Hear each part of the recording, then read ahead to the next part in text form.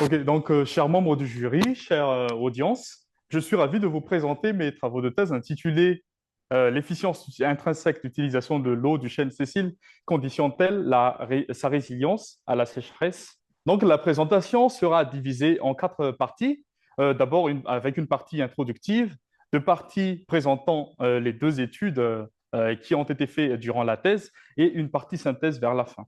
Le chêne Cécile fait partie des espèces les plus importantes en Europe au point de vue écologique, économique et socioculturel, et cela grâce aux biens et services qu'il procure. Il y a par exemple la captation de carbone, la protection de la biodiversité, il y a également l'approvisionnement en bois de construction, d'ameublement ou aussi pour la tonnellerie. Euh, mais cette espèce est menacée par les sécheresses futures.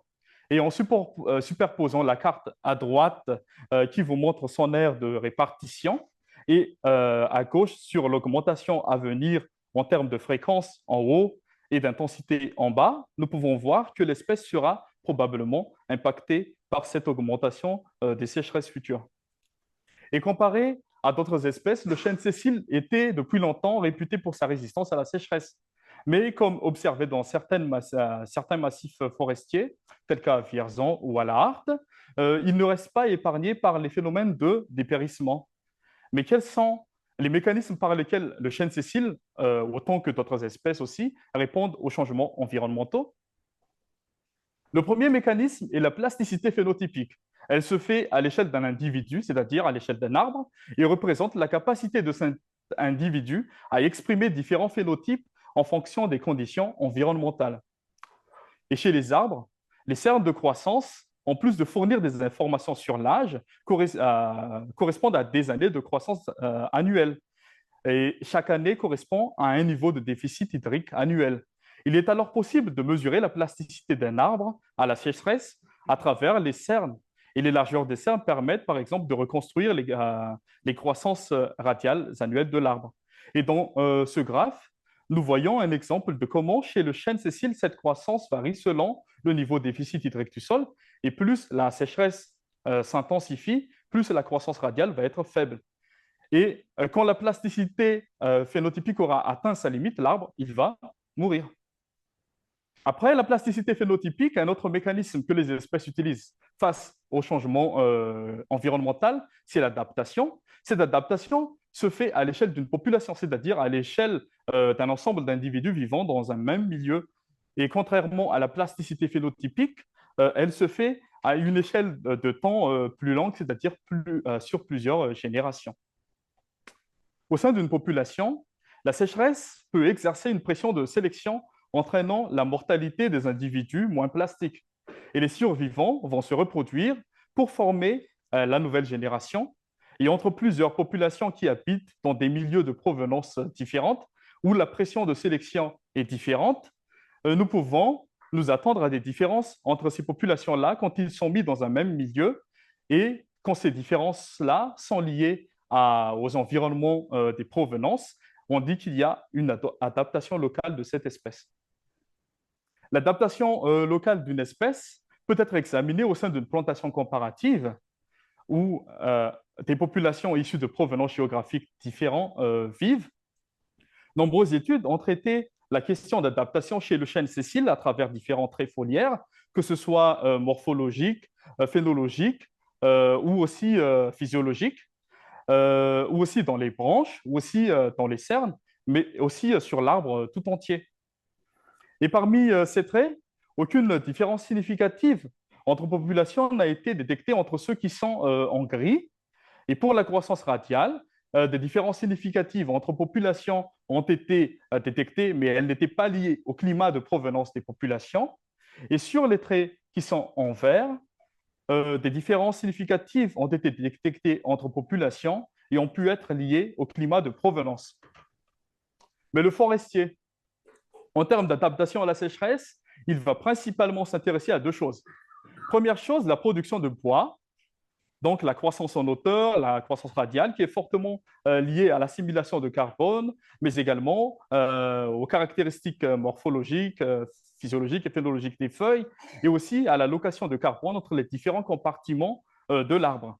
Et il va également aussi s'intéresser à la consommation en eau par les arbres.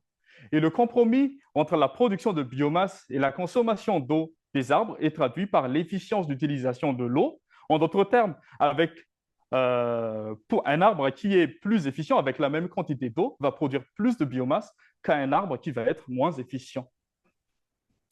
Mais cette efficience à l'échelle de l'arbre, aussi appelée efficience de transpiration, qu'on peut trouver ici en bas, est difficilement mesurable, surtout qu'il nécessite la connaissance des flux de transpiration et les mesures de biomasse. Et dans la biomasse, il y a les feuilles, il y a les branches, il y a la tige, il y a aussi les racines. Mais cette efficience de transpiration peut être mesurée à une échelle spatiale plus petite, à l'échelle des feuilles. Il y a une échelle de temps qui est aussi plus courte, à l'échelle instantanée. Et dans cette thèse, l'efficience d'utilisation de l'eau est assimilée à l'efficience intrinsèque d'utilisation de l'eau, qui est mesurée à l'échelle des feuilles donc, et en instantané, et représente le rapport entre l'assimilation nette de CO2, c'est-à-dire la photosynthèse, et la conductance stomatique de la vapeur d'eau, qui est un des facteurs déterminants de la transpiration. Et tout au long de la présentation, cette efficience intrinsèque d'utilisation de l'eau sera abréviée WUEI. Et quand je dirais efficience, ou plus efficient ou moins efficient, ce sera en rapport avec cette efficience intrinsèque d'utilisation de l'eau. Ce qui est intéressant avec cette efficience, c'est qu'elle peut être mesurée indirectement à travers la composition isotopique du carbone dans les feuilles grâce au modèle de Farquhar, mais aussi dans les cernes. Et plus les valeurs de delta 13C sont élevées, plus l'efficience est aussi élevée. Et le delta 13C mesuré dans les cernes intègre bien, et sur toute la saison de végétation, mais aussi sur toute la canopée, l'efficience foliaire. Et pour toutes les études de cette thèse, l'efficience est uniquement estimée à partir du delta 13C des cernes. Donc après la plasticité phénotypique et l'adaptation, une espèce répond aussi au changement environnemental à travers la migration, qui se fait également sur plusieurs générations. Elle consiste en un déplacement des populations des aires géographiques où les conditions écologiques sont plus adéquates à leur survie. Grâce à la migration, le chêne Cécile a pu coloniser l'Europe occidentale alors qu'il n'était présent que dans la région méditerranéenne il y a 18 000 ans. Et pour ce faire, il s'est déplacé avec une vitesse maximale de 1 km par an. Mais avec une pareille vitesse, est-ce que nous pouvons toujours compter sur cette migration naturelle pour que l'espèce suive le rythme du changement climatique? Sur ces deux cartes est représenté comment la niche climatique du chêne Cécile, c'est-à-dire la zone climatique où elle peut prospérer, se déplacera vers le nord-est d'ici 50 ans. Mais pour cela, il va falloir qu'il se déplace à une vitesse de 10 km par an au minimum, qui est 10 fois plus rapide que celle que j'ai présentée précédemment. Et encore, l'occupation du sol va complexifier ce déplacement. Mais grâce à l'intervention humaine, il est possible d'accélérer la migration naturelle du chêne via une migration assistée. L'idée de migration assistée a été envisagée par les gestionnaires forestiers depuis quelques années et des essais sont en cours. Elle peut consister, s'il s'agit d'une migration assistée de provenance, de déplacer des populations des chênes connus pour être plus résistants à la sécheresse vers les milieux où les conditions deviendront plus sèches pour renforcer la diversité génétique qui est sur place. Un autre type est la migration assistée d'espèces où le chêne Cécile donc va être déplacé vers les zones où il n'est pas encore établi. Mais dans ces deux cas, la connaissance de l'adaptation des populations à la sécheresse est nécessaire. Mais pour cela, il faut connaître quels traits renseignent sur cette adaptation et comment ce trait varie-t-il entre et à l'intérieur des populations. L'objectif de cette thèse est de répondre à la question: est-ce que l'efficience intrinsèque d'utilisation de l'eau du chêne Cécile conditionne la résilience de sa croissance à la sécheresse? Et puisque le chêne Cécile est réparti dans différentes zones climatiques, il est fort probable qu'il y ait une adaptation locale des populations de chênes. La première étude de cette thèse traite de ces caractères adaptatifs de l'efficience chez le chêne Cécile en comparant des populations qui proviennent de milieux secs avec des populations qui proviennent donc de milieux humides lorsqu'elles sont plantées dans un même milieu, c'est-à-dire dans une plantation comparative. Ma seconde étude est menée à une échelle intrapopulation, c'est-à-dire à l'intérieur de chaque population, et elle est menée sur des arbres adultes. Son objectif est de comparer les arbres au sein de la population et d'évaluer si ceux à forte efficience ont une meilleure performance de croissance que ceux à faible efficience. Et cette deuxième étude se décline en deux aspects. Le premier concerne plutôt l'effet à court terme d'avoir une efficience élevée sur la croissance radiale des arbres au sein de peuplement, mais cette partie ne sera pas abordée durant cette présentation. Et le second point concerne l'effet à long terme de l'efficience sur la résilience de la croissance à la sécheresse, mais aussi sur le statut social ou la dominance de l'arbre quand il sera adulte. Et les questions donc, en vert et en orange donc, seront celles qui seront traitées dans cet exposé. Maintenant, nous allons entrer dans l'étude de la variabilité interpopulation de l'efficience. Les résultats exhaustifs de cette étude ont été publiés et ici, je présenterai que quelques aspects. Donc, pour répondre à la question, il a d'abord été nécessaire d'identifier différentes populations issues de différentes provenances qui forment un gradient de déficit hydrique et qui ont été plantées en plantation comparative. Sur cette carte en vert, en fond, donc vous voyez l'aire de répartition du chêne Cécile, puis les différents points montrent la localisation des provenances des 16 populations étudiées en rang et la localisation de Sileni, qui est la plantation comparative sur le fond bleu. La couleur de ces points correspondent au déficit hydrique moyen sur la période 1960-1999 sur les 17 sites. Et plus la couleur tend vers le rouge, plus le déficit hydrique du sol des sites de provenance est importante. Il faut remarquer que contrairement à la majorité des études d'adaptation à la sécheresse, cet indice de déficit hydrique a été calculé avec Biljou, un outil de modélisation du bilan hydrique développé au sein de notre laboratoire et qui tient en compte, en plus des données météorologiques, de la réserve utile du sol, c'est-à-dire de la capacité du sol à retenir l'eau, de l'indice foliaire qui influence l'interception des précipitations et la transpiration, et la phénologie des arbres qui influence la durée de la saison de végétation. Cette étude s'est portée sur les arbres de la quatrième tranche de la plantation comparative de Sileni, qui correspond à la plantation de 93. 30 arbres par population ont été récoltés en 2015, quand les arbres avaient 25 ans. Le delta 13C a été mesuré sur les cernes correspondant aux années 2000, 2005 et 2003. 2000 étant l'année humide, 2005 une année à sécheresse modérément sévère, et 2003 une année avec sécheresse très sévère. Les données de croissance et de delta 13C ont été acquis avant le début de ma thèse. C'est pourquoi je ne présenterai pas comment ils ont été acquis, mais je vais tout de suite passer aux résultats marquants de cette étude. Tout d'abord, est-ce que l'efficience est significativement différente entre les 16 populations? Ici, nous avons donc un boxplot qui représente les différences d'efficience d'utilisation de l'eau étudiées en 2003, qui, je le rappelle, est l'année la plus sèche des trois étudiées, et où les différences d'efficience sont supposées être plus accentuées. Juste pour rappeler, plus le delta 13C est élevé, plus l'efficience va être aussi élevée. Et les populations sont ordonnées selon l'ordre croissant de delta 13C. Alors, la variabilité interpopulation de l'efficience sur les jeunes arbres de Sileni est de l'ordre de 0,6 pour 1000, comme il est montré ici donc, en violet. Et cette valeur rentre tout à fait dans la gamme de la variabilité observée dans la littérature si on parle de variabilité entre populations de différentes espèces de chênes. Et en haut du box plot, là, nous avons les lettres qui représentent les résultats des tests de comparaison des moyennes. Et nous pouvons voir qu'il existe une différence significative d'efficience entre différentes populations, mais que seulement une seule population est différente de deux autres. Néanmoins, l'existence de différences significatives entre populations indiquerait que dans différentes populations peuvent donc avoir des fonctionnements différents en termes de stratégie d'utilisation de l'eau et de photosynthèse. Avec l'hypothèse que les provenances sèches ont une efficience plus élevée que les populations de provenance humide, si j'ajoute la couleur correspondant au déficit hydrique des sites de provenance sur chaque box plot, un gradient de couleur allant du blanc vers le rouge est attendu, comme ce qui est représenté ici en bas. Mais ce n'est pas le cas. Les couleurs ne forment pas un gradient allant du blanc vers le rouge, donc du humide vers le sec, ou allant du rouge vers le blanc.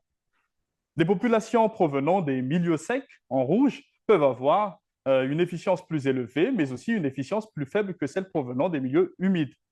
Et le déficit hydrique estimé avec Biljou, alors, semble ne pas avoir sélectionné l'efficience pour créer des différences significatives entre populations.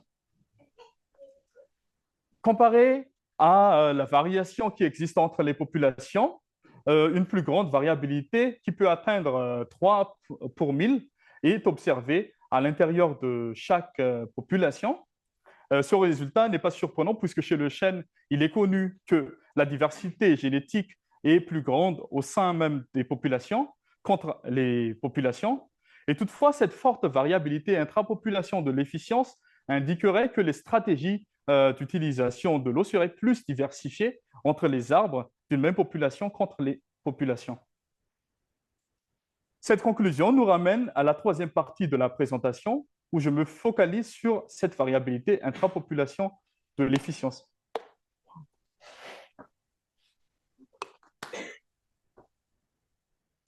Cette deuxième étude traite de l'effet à long terme de l'efficience pour les arbres au sein d'un même peuplement forestier sur ses performances de croissance. L'idée est d'examiner la relation entre les mesures d'efficience d'un arbre au stade jeune correspondant au stade de coulis et de perchis, donc entre 20 et 50 ans, avec la réponse de la croissance aux crises de sécheresse et avec le statut social des arbres estimé à travers le diamètre et la hauteur au stade mature, en supposant donc que ces arbres-là ont une plus forte probabilité de survie et de reproduction. Nous avons voulu traiter cette étude sur 2 sites. Un site humide servant de référence où le chêne est au cœur de sa niche écologique et un autre site dans la limite sèche de cette niche écologique et où le chêne sessile a connu des phénomènes de dépérissement depuis des décennies. Et derrière ce choix, il a été attendu que l'efficience serait plus déterminante pour les arbres en termes de performance de croissance radiale dans un site sec où la sécheresse agit fortement sur la sélection, contrairement à dans un site humide. Puis, il a fallu chercher un peuplement forestier qui contient une centaine de chênes sessiles encore sur pied, âgés d'au moins 100 ans, en monospécifique ou au moins comme la seule essence qui domine l'étage, la seule essence qui est dans l'étage dominante. Nous avons aussi cherché les 2 sites parmi tant d'autres qui sont suivis depuis longtemps au sein de notre laboratoire et dont on connaît au moins une partie de l'historique de la parcelle. Et finalement, donc, 2 sites ont été choisis. Blois comme site de référence où le chêne est dans sa niche écologique et la Harte, le site sec où le chêne dépérit depuis longtemps. Les 2 sites sont d'abord différents en termes de sylviculture. À Blois, le peuplement est une futée régulière et donc écuyenne, c'est-à-dire qu'ils ont le même âge. Et ce peuplement de Blois se distingue par l'absence d'éclaircies depuis 1925. Donc les mortalités des arbres ne sont dues qu'à la sélection naturelle. À la Harte, par contre, la futée est issue d'une conversion de taillis sous futée. Donc le peuplement est moins régulier, avec de principales classes d'âge, et 15% des arbres ont 40 ans de plus que les autres. À cause de ces types de sylviculture, mais aussi à cause de la fertilité du sol, les arbres sont plus denses et élancés à Blois qu'à la Harte. Par ailleurs, en termes de sécheresse, en été, il y a moins de pluie à Blois qu'à la Harte, mais puisqu'à la Harte, le sol il est sableux et caillouteux, la réserve utile en eau du sol va être moins importante, ce qui rend finalement le déficit hydrique moyen calculé avec Biljou plus important à Blois qu'à la Harte. À la Harte qu'à Blois. Pardon, vous suivez bien.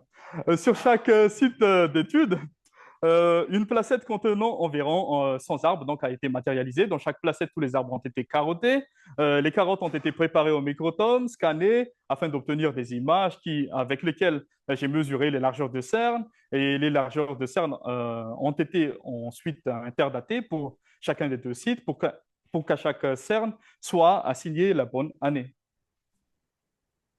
Dans cette étude, quand je parle de sécheresse, ce sera surtout la sécheresse estivale, c'est-à-dire de mai à juillet, qui affecte le plus la croissance du chêne sessile.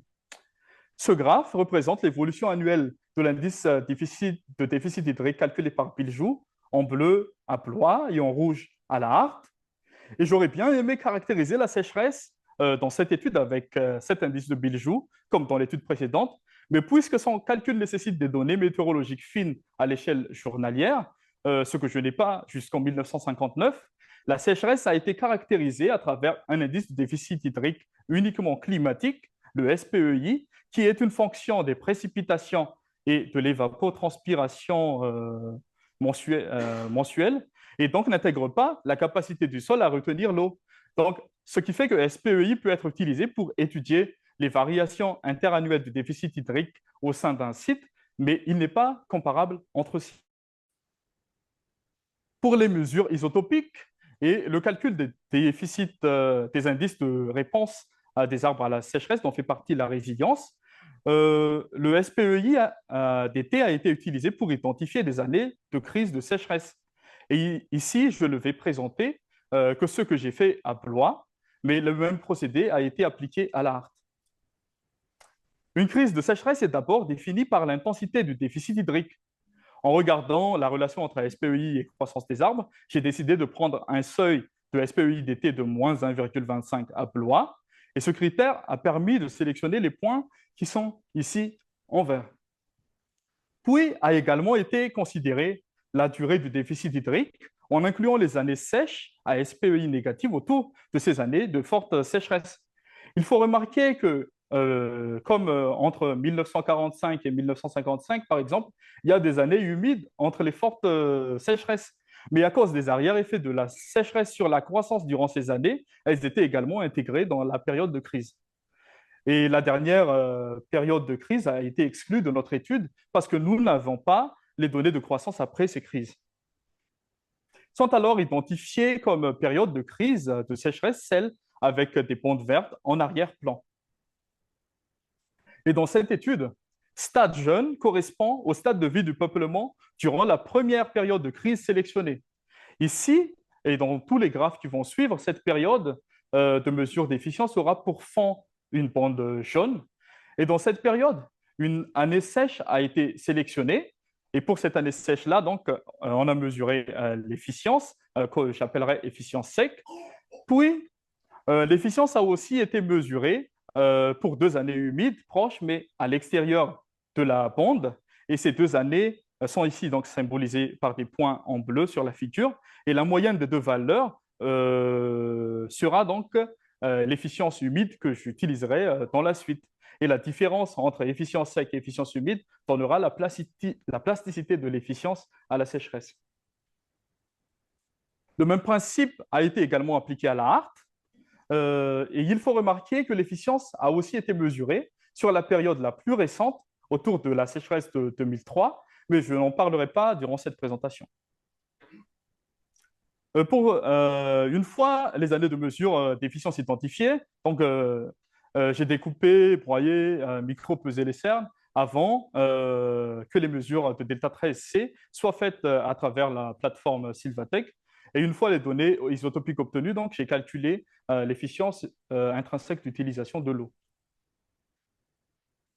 Arbre par arbre, les séries de largeur de cerne obtenues ont été standardisées. En effet, les chronologies de croissance annuelle des arbres, c'est-à-dire les largeurs des cernes, contiennent à la fois des signaux à moyen et basse fréquence, représentés ici en rouge, liés à l'effet de l'âge et de la sylviculture. Et il y a aussi des signaux à court terme qui correspondent aux variations internes annuelles du climat. Et ces signaux à court terme sont isolés de la série chronologique de largeur de cerne afin d'obtenir un indice de croissance qui n'est autre que la différence entre la largeur de cerne et la valeur prédite de la courbe. Et je vais utiliser la largeur des cernes et l'indice de croissance pour calculer les indices de réponse de croissance des arbres à la sécheresse. Théoriquement, comment est-ce que j'ai fait? Donc, vous avez ici en haut la largeur des cernes et en bas l'indice de croissance. La résistance à la sécheresse a été définie comme la perte de croissance de l'arbre durant la crise. Donc ici, en violet, ce sera la somme des indices de croissance sur la période sèche. La récupération, ce sera le temps nécessaire pour que l'arbre puisse regagner une croissance normale, donc un indice de croissance positif, représenté ici donc en vert. La résilience est définie comme la différence entre la tendance de croissance sur les 5 années avant et les 5 années après la sécheresse, donc ici représenté en vert jaune.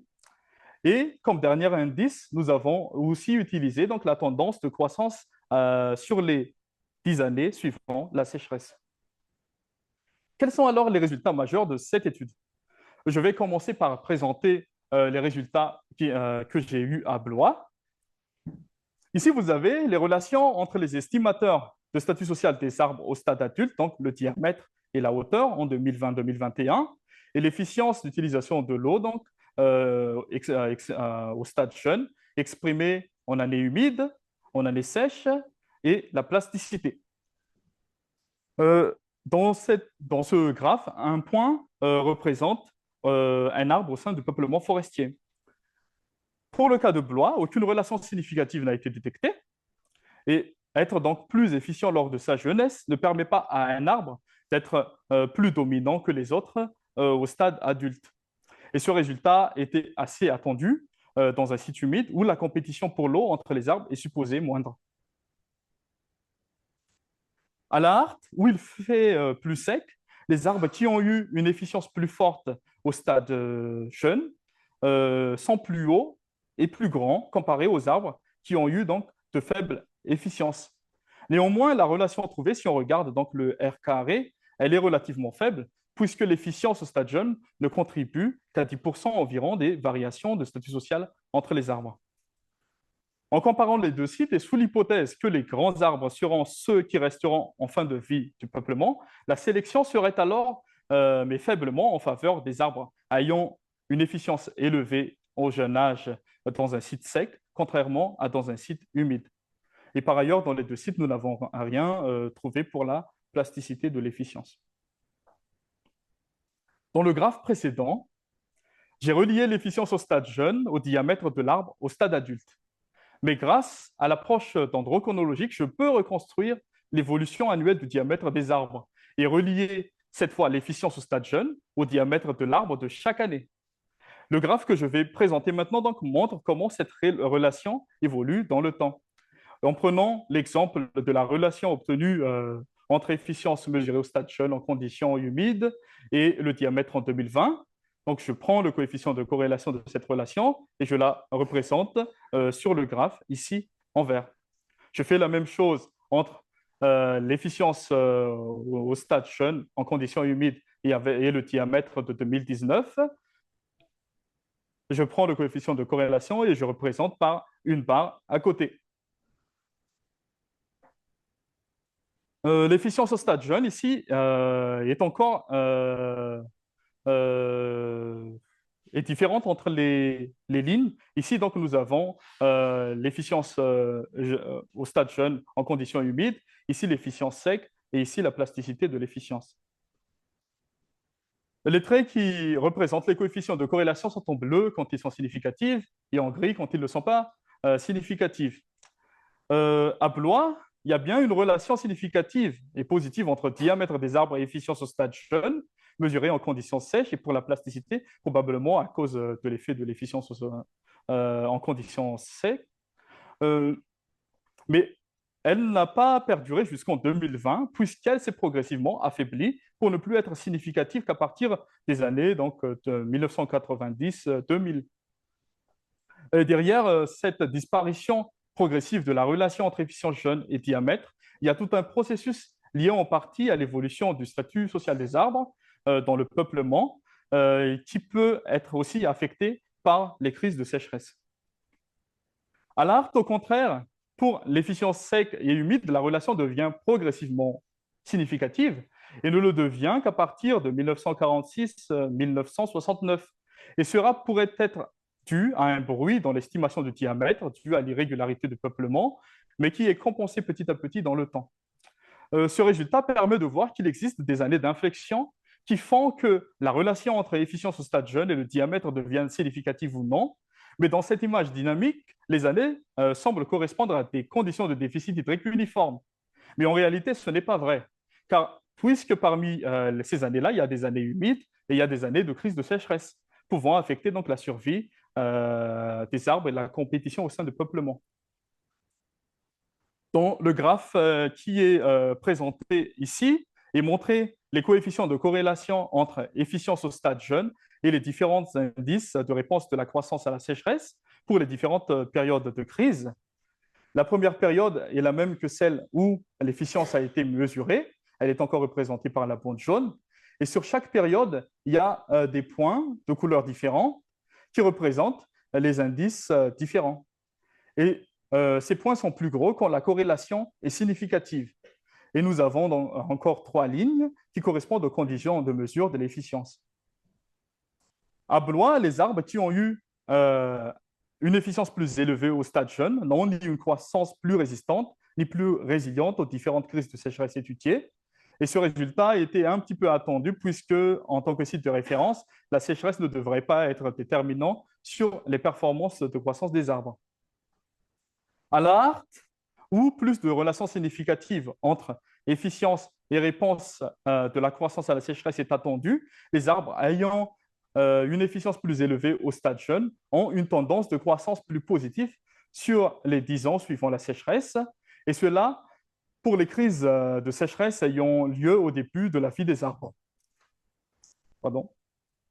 L'efficience au stade jeune est alors déterminant pour la récupération de la croissance après la sécheresse à la harte, mais cet effet disparaît dans le temps probablement encore à cause d'un effet de changement de statut social au sein du peuplement pouvant affecter l'efficience. Nos résultats montrent que l'efficience au stade jeune peut être plus déterminant dans la sélection des individus au sein d'un site sec que dans un site humide, mais que cet effet s'atténue dans le temps. Toutefois, il faut noter que les différences entre Blois et l'Arc ne concernent pas uniquement le déficit hydrique du sol moyen. Comme je l'ai présenté auparavant, il y a aussi des différences d'âge et de sylviculture entre les deux peuplements. Maintenant, qu'est-ce que mes travaux de thèse ont pu apporter sur le rôle de l'efficience intrinsèque d'utilisation de l'eau de l'arbre dans les processus de sélection et d'adaptation? Dans la littérature, un grand nombre d'études faites sur différentes espèces traitent de l'adaptation à la sécheresse de différentes populations basées sur l'efficience. Ici, vous trouverez une partie des espèces qui sont étudiées pour servir d'illustration. Sur les 25 présentés ici, aucune différence d'efficience n'a été détectée entre populations sur 5 espèces dans le chêne sessile. Chez 5 autres espèces, en plantation comparative ou en serre, les populations provenant de milieux plus secs ont montré une efficience plus élevée que ceux de provenance humide, et cela suggérait une sélection pour une efficience élevée donc dans les provenances sèches. Toutefois, l'inverse est prouvé pour les 5 espèces restantes. Il est alors difficile de conclure à partir de ces études si, dans les provenances sèches, les arbres à efficience élevée ou à efficience faible sont sélectionnés. Donc, premièrement, alors que dans toutes ces études, le déficit hydrique des provenances, c'est uniquement basé sur des données de précipitation ou au mieux l'évapotranspiration potentielle, nous avons fait l'effort de mieux caractériser le déficit hydrique des provenances utilisées dans notre étude en incluant la réserve utile du sol, l'indice foliaire et la phénologie grâce à Biljou. Et deuxièmement, alors que ces études ont toutes été faites sur des jeunes arbres au stade de semis ou fourrés ou colis, notre seconde étude sur des arbres adultes contribue à la compréhension de la sélection sur l'efficience au sein de la vie d'un peuplement. Et alors que la plupart de ces études se sont arrêtées à la caractérisation de la variabilité interpopulation de l'efficience, nous avions essayé de caractériser la variabilité intrapopulation de l'efficience. Et pour cela, à ma connaissance, mon étude est la seule qui étudie cette variabilité au sein d'une placette de 100 arbres où tous les arbres ont été étudiés. Et la prospective a non seulement permis d'étudier la croissance annuelle et l'efficience des arbres sur plusieurs années, mais elle a aussi permis de le faire sur un nombre conséquent d'individus. Dans la première étude, l'objectif était d'étudier l'adaptation des populations de chênes sessiles à travers l'efficience, mais nos résultats indiquaient qu'en plantation comparative de Sileni, les populations provenant des milieux secs peuvent être à la fois parmi les plus efficients et les moins efficients, suggérant que l'efficience ne reflète pas l'adaptation du chêne sicile à la sécheresse. Peut-être une gamme plus large des conditions de provenance aurait permis de mettre en évidence plus de différences entre populations. Par ailleurs, les différences d'efficience entre arbres au sein de chaque population étaient plus importantes que les différences trouvées entre les populations. La deuxième étude était effectuée à l'échelle intrapopulation. Le but était d'étudier l'effet à long terme de l'efficience sur les performances de croissance des arbres. Et à Blois, l'efficience du ronçage et la jeunesse ne déterminaient ni la résistance de la croissance à la sécheresse, ni la dominance des arbres au stade mature.